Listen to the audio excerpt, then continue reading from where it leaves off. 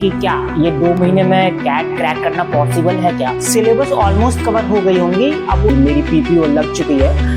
Hello everyone, welcome back to the channel. This is Ashutosh from IIM Trichy.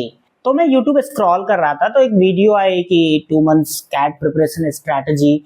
तो फिर मुझे अपने कैट प्रिपरेशन डेज की याद आ गई और आप लोगों में काफ़ी सारों ने मैसेज किया मुझे पिछले 1-2 महीने से कि भैया इसमें प्रॉब्लम आ रही है, LRTI, VARC, क्वांट में, तो कैसे प्रिपेयर करूं, क्या करूं। काफ़ी सारे अपने स्पेसिफिक क्वेश्चंस पूछे थे। तो उस टाइम जो भी आपको रिप्लाई दे पाया होगा, नहीं दे पाया होगा, आई डोंट नो, क्योंकि बहुत बिजी था मैं और बहुत सारी चीज़ें चल रही थी फोर्थ टर्म में। मुझे टाइम नहीं मिल पा रहा था बिल्कुल, तो मैं वीडियो भी शूट नहीं कर पा रहा था। बट मेरी पीपीओ लग चुकी है। मैं काफ़ी फ्री हूँ, मेरे पास टाइम भी है और ऐसा लगता है मुझे कि अब सेकेंड ईयर हमारे ख़त्म होने को ही है, काइंड ऑफ 4-5 महीने बचे हैं गिन के। तो मैं वीडियोज़ वगैरह शूट कर सकता हूँ और माइट भी कंटिन्यूसली करूँ। तो ठीक है, अभी मेन टॉपिक शुरू करते हैं कि क्या ये 2 महीने में कैट क्रैक करना पॉसिबल है क्या? किसी ने किया है क्या ऐसा? तो जो भी मैं अभी बताने वाला हूँ वो सारी चीज़ें मैं अपनी एक्सपीरियंस से बताऊंगा, या मैंने जो अपने दोस्तों को देखा है, जो ऑब्जर्व करा है उनकी जर्नी को, तो उसके थ्रू बताऊंगा। वो सारी एक्सपीरियंसेस शेयर करूंगा।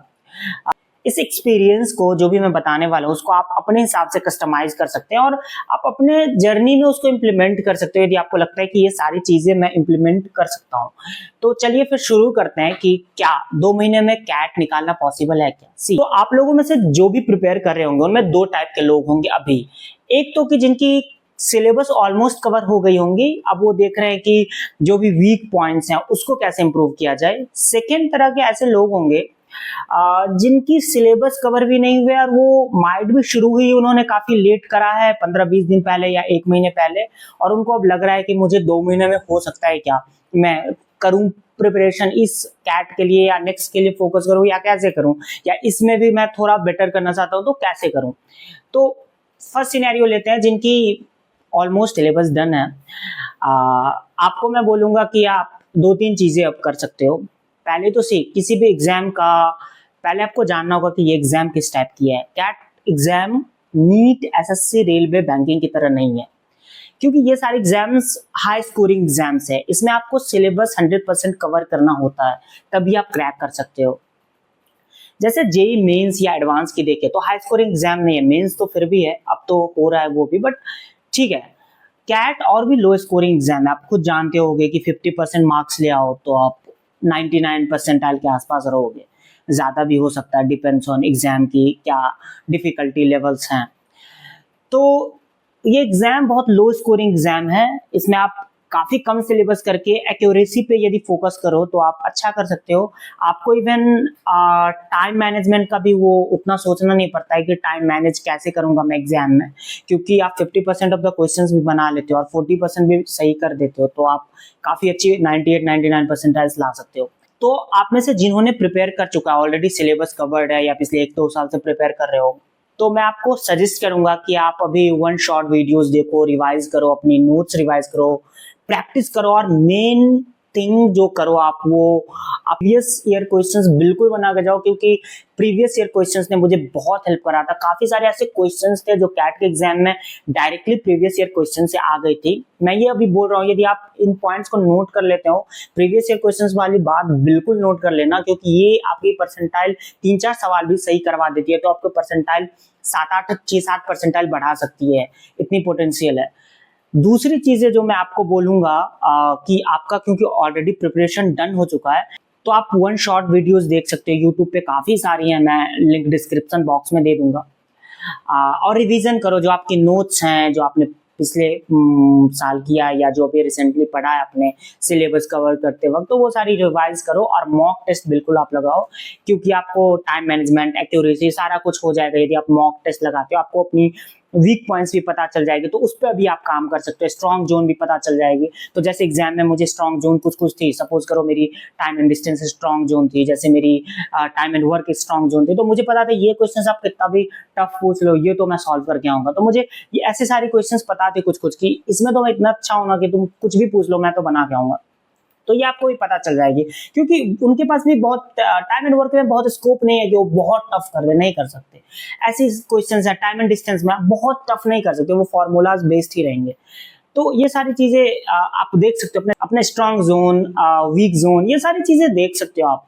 तो आपके लिए बस इतना ही है, प्रीवियस ईयर क्वेश्चन करो, मॉक लगाओ, वन शॉट वीडियोस देखो, रिवाइज करो, दैट्स इट। इतना कर लेते हो आप, बहुत अच्छा कर लोगे कैट एग्जाम में, ट्रस्ट मी। और obviously you have to be confident. तो अभी मैं उन लोगों पे अब चलता हूँ जिन्होंने प्रिपेयर नहीं करा है, जिन्होंने काफी कम प्रिपेयर करा है, 15-20 दिन प्रिपेयर करा है। अब ये सोच रहे हैं कि ठीक है मैं एटलीस्ट 95-96 परसेंटाइल ले आऊं, कि सेकेंड जेन थर्ड जेन IIMs भी मिल जाए तो आई एम सेटिस्फाइड, मुझे ब्लैक या ABC नहीं चाहिए। तो क्योंकि सी मैं ऐसा नहीं बोलूंगा कि आप 2 महीने में 99.9 परसेंटाइल 5 परसेंटाइल नहीं ला सकते, बट कुछ लोग ले आते हैं।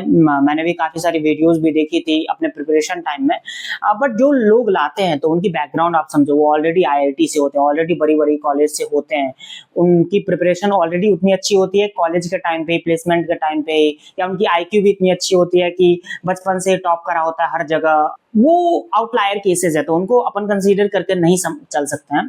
बट यदि आप समझो ठीक है एवरेज स्टूडेंट्स हो तो आप 2 महीने में क्रैक कर सकते हो, क्या बात ये है।